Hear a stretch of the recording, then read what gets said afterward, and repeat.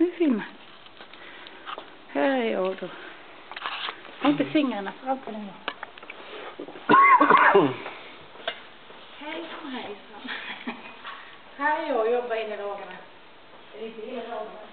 4 timmar om dagen.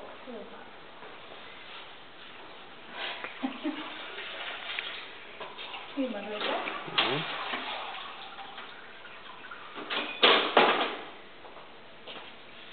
Antingen kan man göra så, om man ser det här. Eller så kan man göra så. Det beror på liksom vad man är på för möte. Jag tänkte att jag skulle filma ute sen med på Vätterstranden.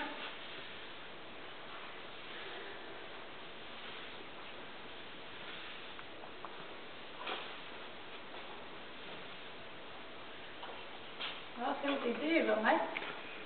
Nej. Kan du det?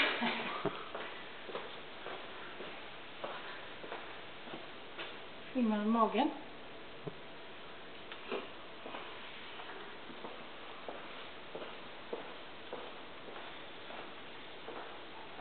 Hoppas det återuppstår på samma, eller om det blir ny film sen då. Vet jag inte.